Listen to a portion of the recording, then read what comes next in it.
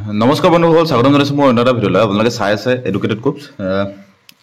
এটা ভাল খবৰ, হিমন্ত বিশ্ব শৰ্মা ছাৰে নিজৰ ফেচবুক পেজৰ জৰিয়তে জনালে যে এডিআৰই পৰীক্ষাৰ আৰ্হি সলনি হোৱা আৰু তাৰ পৰা উদ্ভৱ হোৱা কোনো সমস্যাৰ সন্মুখীন হোৱাৰ সম্ভাৱনা সন্দৰ্ভত বিভিন্ন পক্ষৰ পৰা পোৱা প্ৰতিক্ৰিয়াৰ ভিত্তিত আমি এই বিষয়টো পুনৰ বিবেচনাৰ সিদ্ধান্ত গ্ৰহণ কৰিছোঁ আৰু আমাৰ সিদ্ধান্তৰ বিষয়ে আমি অতি সোনকালে সকলোকে অৱগত কৰিম। আৰু ইয়াত লিখা আছে যে এ গভ ডেট লিচেন্স। তো কথাটো হ'ল এতিয়া এডিআৰইৰ যিটো আমি সকলোৱে ভয় খাই আছিলোঁ যে এডিআৰই APSC পেটাৰ্ণত হ'ব নেকি আৰু প্ৰি মেইনছ আৰু ইণ্টাৰভিউ এনেকুৱা তিনিটা প্ৰচেছত হ'ব বুলি আমি সকলোৱে ভয় খাই আছিলোঁ। গতিকে সেই বস্তুটোৰ কমপ্লিটলি এটা ডিচিশ্যন আজিৰ ভিতৰত হয়তো আহি যাব যে এটা কথা 100% কনফাৰ্ম যে APSC পেটাৰ্ণত এক্সাম নহয় বুলি মই আগৰ ভিডিঅ'টোত কৈছোঁ আপোনালোকক। APSC পেটাৰ্ণত কোনো কাৰণতে হ'ব নোৱাৰে, কাৰণ দুমাহৰ সময় এটা দি মাজত APSCৰ দৰে এটা বিশাল চিলেবাছৰ আণ্ডাৰত আপোনালোকক পেলাই চৰকাৰেও সেইটো অলপ ভাবি চাইছে অলৰেডি, আপোনালোকক জনাইছে ফেচবুক পেজৰ জৰিয়তে। আৰু ইয়াৰ যিটো এটা কথা হ'ল কি, ফেচবুকৰ জৰিয়তে আপোনালোকে হয়তো আজিৰ ভিতৰতে ইয়াৰ নটিফিকেশ্যনটো পাই যাব যে APSCৰ আণ্ডাৰত বা APSC পেটাৰ্ণত কোনো কাৰণতে এক্সাম নহয়, পুৰণা যিটো পদ্ধতি আছে সেই পদ্ধতি অনুসৰি এক্সামটো হ'বলৈ গৈ আছে। ঠিক আছে, এইটো আপোনালোকৰ বাবে ভাল খবৰ। তো এতিয়া কথা হ'ল কি, এডিআৰই পৰীক্ষালৈ মাজত মাথো দুমাহৰ সময় আছে। দুমাহৰ সময়ত আমি যিহেতু চৰকাৰখনৰ এটা বস্তু ভাল যে চৰকাৰখনে ৰাইজৰ প্ৰতিনিধি হিচাপে এইবাৰৰ নিদৰ্শনটো ভাল দাঙি ধৰিছে।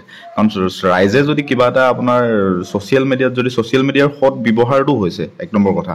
এতিয়া ছ'চিয়েল মিডিয়াৰ যোগেদি এই প্ৰটেষ্টটো হিমন্ত বিশ্ব শৰ্মা ছাৰে গম পালে যে এনেকুৱা এটা এডিআৰই ৰিলেটেড এনেকুৱা এটা টপিকৰ হৈ আছে, টপিক এটা ওলাই আছে। তো তেখেতে লগে লগে এটা প্ৰেছ বিবৃতি দিলে যে এডিআৰই পৰীক্ষা কোনো কাৰণতে APSCৰ মেথডত নহয় আৰু APSC পেটাৰ্ণতো নহয়। কাৰণ APSC পেটাৰ্ণ বুলি ক'লে প্ৰি মেইনছ আৰু ইণ্টাৰভিউ বা ভাইভা আছিলে, সেইটো মেথডতো আপোনালোকৰ এক্সাম নহয়। আগৰ যিটো পুৰণা পদ্ধতি আছিলে MCQ বেচিছ আপোনালোকৰ ৰিটেন এক্সাম হ'ব, তাৰপাছত এটা ভাইভা টেষ্ট হ'ব বা কম্পিউটাৰৰ যিখিনি থাকে তেওঁলোকৰ কম্পিউটাৰ টেষ্ট হ'ব। ঠিক আছে, কথাটো ক্লিয়াৰ হ'ল।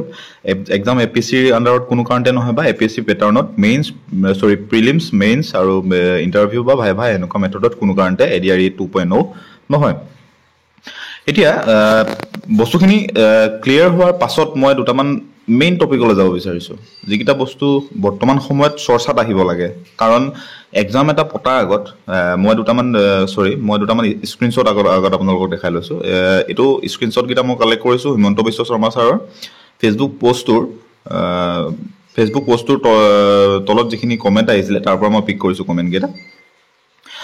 মানস প্ৰতিম কোঁৱৰ তেখেতে খুব গুৰুত্বপূৰ্ণ কেইটামান কথা তেওঁ কমেণ্টৰ জৰিয়তে জনাইছে যে পৰীক্ষা কি ছিষ্টেমত পাতে তাত আমাৰ ক'বলগীয়া নাই, কিন্তু অকল পৰীক্ষা পাতিলেই নহ'ব, কিছুমান কথা গুৰুত্ব দিব লাগিব। এক নম্বৰ কথা, কাট অফ দিব লাগিব। য়েছ, ডেফিনেটলি আগৰ এক্সামত আমাৰ কাট অফটো ক্লিয়াৰ কাট অফটো আমাক জনোৱা হোৱা নাই। সকলোৰে এটা পাৰ্চনেল মেছেজ ভিউ এটা আহিছে, পাৰ্চনেল ৰিজাল্টটো পাৰ্চনেল হৈ আহিছে। তো গতিকে সেই ক্ষেত্ৰত কাট অফৰ ওপৰত গুৰুত্ব কিয় দিব লাগে? যিসকলে চাকৰিটো পায় তেওঁলোকৰ কাট অফৰ ওপৰত একো দুবিধা নাথাকে, তেওঁলোকৰ একো আশ্বাস নাথাকে। কিন্তু যিসকলৰ 1 নম্বৰ 2 নম্বৰ বা 10-5 কিবাৰ কাৰণে যেতিয়া নম্বৰটো কমি তেওঁলোকৰ চিলেকশ্যনটো নহয়, তেতিয়া তেওঁলোকৰ এটা আশা থাকি যাব যে কাট অফটো নিদিলে আমাক বা ক্লিয়াৰ কাট আমাক বস্তুখিনি শ্বেয়াৰ নকৰিলে, মেৰিট লিষ্টখন শ্বেয়াৰ নকৰিলে। তো সেই বস্তুটো এবাৰ চৰকাৰে চাব লাগে, সকলোৰে কথা ভাবি কাট অফটো ক্লিয়াৰ কাট অফটো আমাৰ হাতত অফিচিয়েল যিটো পৰ্টেল আছে সেই পৰ্টেলৰ জৰিয়তে জনাব লাগে। ঠিক আছে। আৰু 2 নম্বৰ ইম্পৰ্টেণ্ট টপিকটো হৈছে মাৰ্কশ্বিট লাগিব, অৰ্থাৎ কোনে কিমান নম্বৰ পাছ কৰিছে ফেইল কৰিছে দেখাব লাগিব। বিষয়টো ভাবি চাবলগীয়া। একচুৱেলি মাৰ্কশ্বিটখন দিওঁ বুলি ক'লেও দিব পাৰে, কাট অফটো দিয়ে যদি ক্লিয়াৰ কাট অফটো দিয়ে তেতিয়াহ'লে মাৰ্কশ্বিটৰ বাৰু প্ৰয়োজন নাই।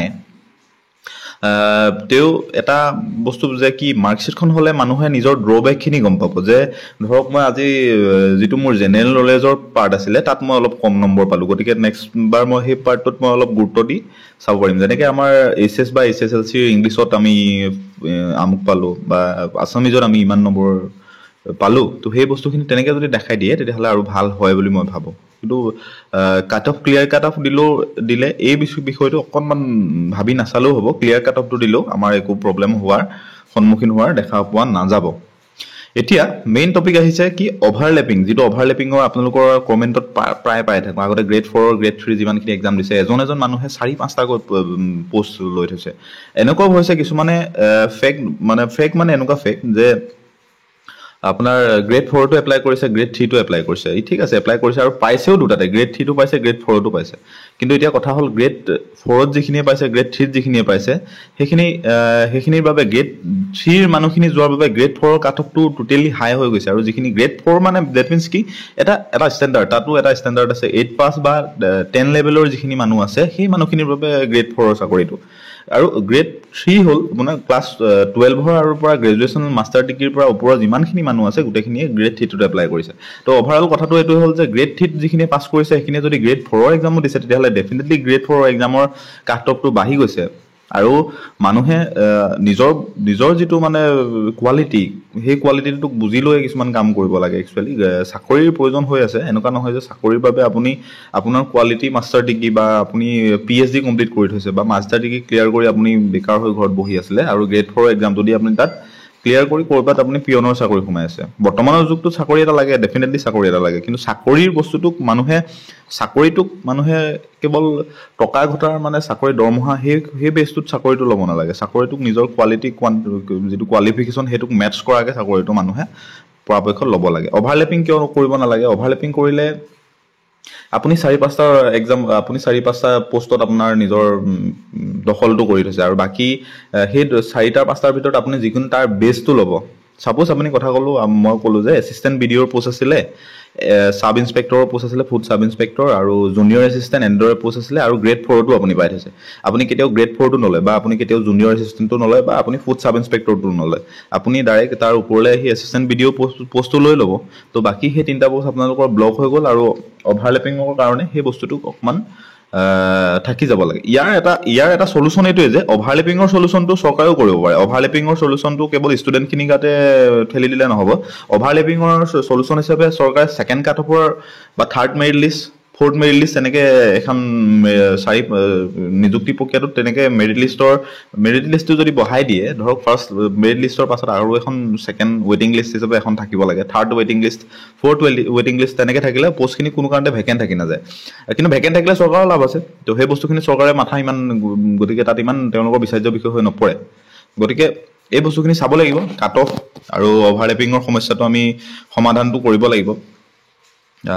লাষ্টত আৰু এটা কৈছে যে তেওঁ সুৰেশ বৰা শাস্ত্ৰীয়ে লিখিছে যে এটা অনুৰোধ জনাইছে যে অসমীয়া ডেকা বহুত নিবনুৱা হৈ আছে, সেয়েহে বহিৰাগত প্ৰাৰ্থীক অসমৰ চৰকাৰীত ভৰ্তি কৰি অসমীয়া ডেকাসকলক অসুবিধাত নেপেলায়। ইয়াৰ পূৰ্বত যিটো এডিআৰি হৈ গৈছিলে তাত দেখা গৈছিলে যে কোনোবা বিহাৰৰ ছাইডৰ 1-2জন ষ্টুডেণ্টে আহি পিনি এক্সামত বহিছিলে, তেওঁলোকে PRC গণ্ডগোল কৰি কিবা এটা খেলি মেলি কৰি তেওঁলোকে বহিছে, একচুৱেলি ডুপ্লিকেট কিবা এটা ডকুমেণ্টছ বনাই। তো সেই ক্ষেত্ৰত অসম চৰকাৰে অকণমান ষ্ট্ৰিক্ট হ'ব লাগে আৰু চাব লাগে যে অসমীয়া ল'ৰাখিনিক সুবিধাটো দিব লাগে। ঠিক আছে। আৰু নিতুল দাসে লিখিছে পৰীক্ষালৈ 2 মাহ আছে, কিন্তু এতিয়ালৈকে পৰীক্ষাৰ আৰ্হি, marks, structure, syllabus, negative marking থাকিবনে নাই এইখিনি একো ক্লিয়াৰিটি নাই। য়েছ, ডেফিনেটলি ষ্ট্ৰাকচাৰটো, চিলেবাছটো আৰু নিগেটিভ চিলেবাছটো এটা শ্বৰ্টকৈ এটা দি থোৱা আছে, যিটো নটিফিকেশ্যন ওলাইছিলে তাতে আপোনাৰ দিয়া আছে, কিন্তু যিটো ব্ৰিফলি অলপ ডেছক্ৰাইব কৰি চিলেবাছটোৰ আপডেটটো আমাক জনাব লাগে। আৰু লগতে নিগেটিভ মাৰ্কছ আছেনে নাই সেইখিনি বিষয়ে ক্লিয়াৰিটিটো দিলে, টোটেল মাৰ্কছটো কিমান হ'ব, 100 নে 150 কিমান হ'ব, তেনেকুৱা বস্তুখিনি অকণমান ক্লিয়াৰিফিকেশ্যনটো দিলে, এইটো চৰকাৰৰ ফালৰ পৰা নিদিয়ে, এইটো আপোনাৰ SLRC ফালৰ পৰা দিব লাগে। একচুৱেলি যি কণ্ডাক্ট কৰিব এক্সামটোত তেওঁলোকৰ ফালৰ পৰা এই ক্লিয়াৰিটিটো দিলে আমাৰ যথেষ্ট সুবিধা হ'ব। ঠিক আছে। বাকী প্ৰব্লেমকেইটা আপোনালোকে গম পালে। আপোনালোকৰ এক্সাম APSC পেটাৰ্ণত কোনো কাৰণতে নহয়, এক্সাম পাতিব SLRC আগৰ যিটো পুৰণা পদ্ধতি আছে এইটো পাতিব। 2 নম্বৰ কথা হ'ল কাট অফটো ক্লিয়াৰকৈ দিব লাগে এইবাৰ। আৰু 3 নম্বৰ কথা অভাৰলেপিঙৰ যিটো সমস্যাৰ বাবে চৰকাৰে ফাৰ্ষ্ট মেৰিট লিষ্টৰ পাছত আৰু 2-3খন ৱেইটিং লিষ্ট ৰখাব লাগে। লগতে অসমীয়া যিসকল নিবনুৱা আছে তেওঁলোকক চাকৰিটো পোৱাৰ বাবে বহিৰাগতসকলক চান্সটো দিব নালাগে একচুৱেলি।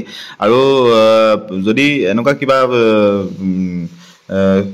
অসুবিধাৰ সন্মুখীন হয়, ক'ৰবাত কিবা আপোনালোকে ইনফৰমেশ্যন পায়, তেতিয়া লগে লগে চৰকাৰক জনালেই হ'ল বা পুলিচ প্ৰশাসনক জনালেই হ'ল। পৰীক্ষালৈ 2 মাহ থকাৰ কথাটো মাৰ্কছ আৰু ষ্ট্ৰাকচাৰখিনি নিগেটিভ মাৰ্কছ আছেনে নাই, চিলেবাছটো কমপ্লিটলি SLRC ফালৰ পৰা এটা আপডেট আহিব লাগে। বাকী প্ৰিপেৰেশ্যন কৰি থাকক, ভালদৰে প্ৰিপেৰেশ্যন কৰক আৰু নিজৰ বেষ্ট দি যাওক। বেছি পেনিক নহ'ব, 2 মাহ সময় আছে, মই পাৰিম নে নোৱাৰিম ইমান ভাবি লাভ নাই। এইখিনি বস্তু নিজৰ যিখিনি বেষ্ট আছে সেইখিনি বেষ্টখিনি দিয়ক, 100% দিয়ক, তাৰপাছত নিজৰ যিটো একশ্যনটো চাওক ঠিক আছে বাই বাই গুড লাক